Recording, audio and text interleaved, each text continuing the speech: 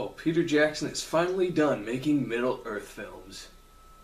Wait, didn't I say something like that about 11 years ago?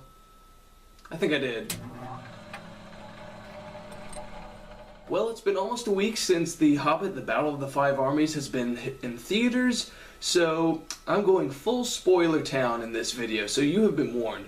But I'm also going to be addressing some of the plot devices and themes from the other films as well, so this is going to be like a super Hobbit spoiler talk-a-thon awesome thing. So this film does not waste any damn time with character intros or anything boring like that. We get some eerie music, we have Lake Town Panic, and then we have Smaug blazing it up. Like, not blazing it up like in, like weed, but he smokes that town out.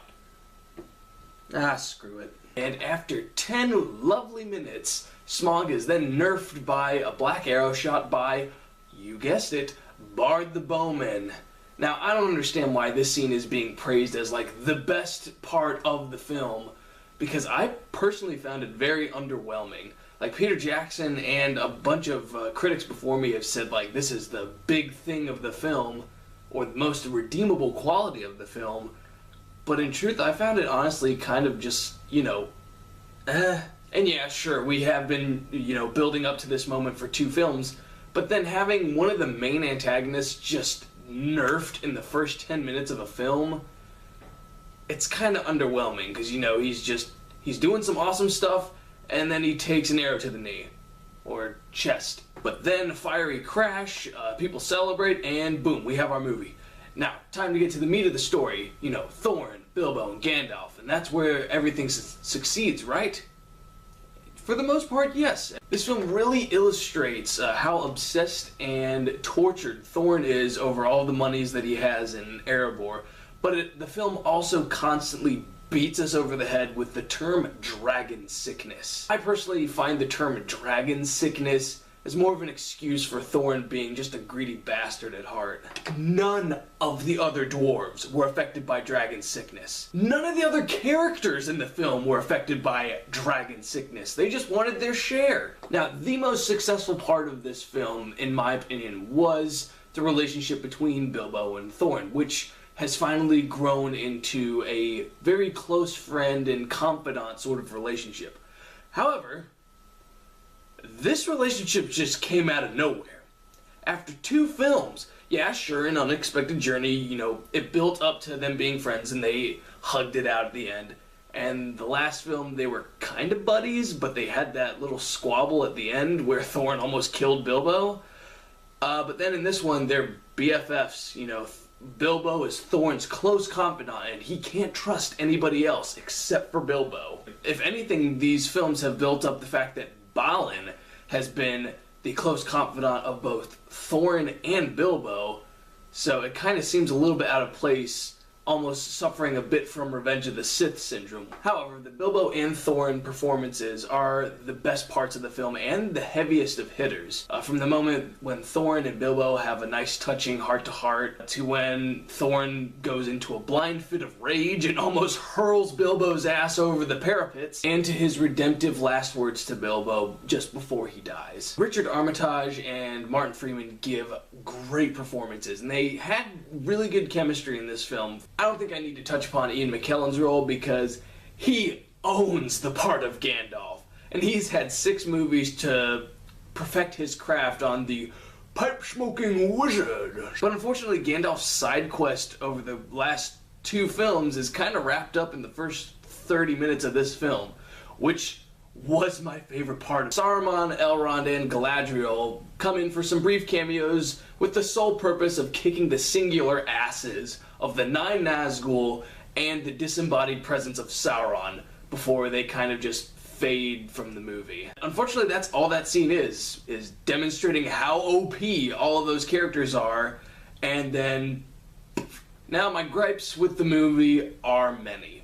Like, why does the film solely focus on just 4 of the dwarves while the rest are just left in the background? Or why is Legolas an integral part of this film's finale? Or why the film thinks we give a rat's ass about Bard and his children? I had problems not just within this last film, but within the entire trilogy. Peter Jackson had 13 dwarf characters that he could have picked from to play badasses. He only picked 4, and then the rest were left to the background, and he said, oh, you know what this movie trilogy needs? We need Legolas, because Lord of the Rings fans love him, and we'll just have him come in just for the sole purpose of taking up some screen time. His role should have been that of a cameo in The Desolation of Smaug. That's it! Tauriel and Keely's romance didn't really bother me in this film, but at the same time, it didn't bother me in this film. Like, I didn't care at all. It was handled and executed very poorly within the last 2 films. I didn't understand their motives, or they had no chemistry, and when Bolg stabs Keely right in front of Tauriel, I kind of was just like, okay, he's dead. It didn't have the emotional impact that it was going for, or what Peter Jackson wanted us to have. Bard and his kids were other characters that were given way too much screen time within the last 2 films, because, you know, every character in this film series needs some rich backstory, you know, except for most of the company of the dwarves. And I can't stress this enough, for the entire trilogy, Peter Jackson had a sandbox of characters to play with 13 dwarves. And yet he only chose to focus on fan favorites: Thorin, Keely, and Feely. The rest, kind of interchangeable. Bombur, Bofur, Balin, Dwalin, they had such great personalities that, you know, were given just a few minutes of screen time, and they could have become fan favorites if we didn't have Legolas, Bard, and Tauriel crammed down our throats the entire trilogy. Balin was one of my favorites. I loved his dialogue between Bilbo and Thorin, how he was the mentor figure to both of them. And seeing him only get maybe 10 minutes of screen time in this film, that is what made me really sad. All in all, the Hobbit Trilogy has done its job despite my criticisms. This trilogy managed to bring us back to the place of Middle-earth that we were all introduced to 11 years ago and that we all grew to love. While it did suffer from a bit of marketing prequelitis and over-reliance on CGI and rehashed characters, it did convey the simple story of how friendship and love is worth tons more than all of the gold inside of a mountain. Thorin did say, if more of us valued food and cheer and song than above hoarded gold, the world would be a merrier place. I hope I got that right from the book quote.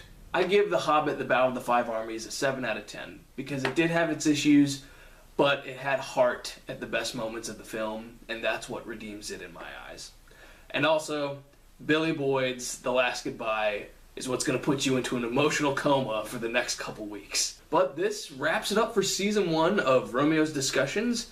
I'm taking a break for Christmas, plotting out some new ideas for material coming in January. Definitely planning on Season 2 starting, you know, around mid-January, somewhere around those lines.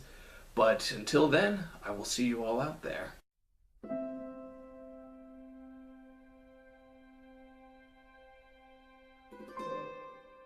Hey Internet, thanks for watching, and don't forget to click that subscribe button. Also, did you check out these videos? Or these videos? Some of these videos are fun, some of them are even more fun, so be sure to check them out.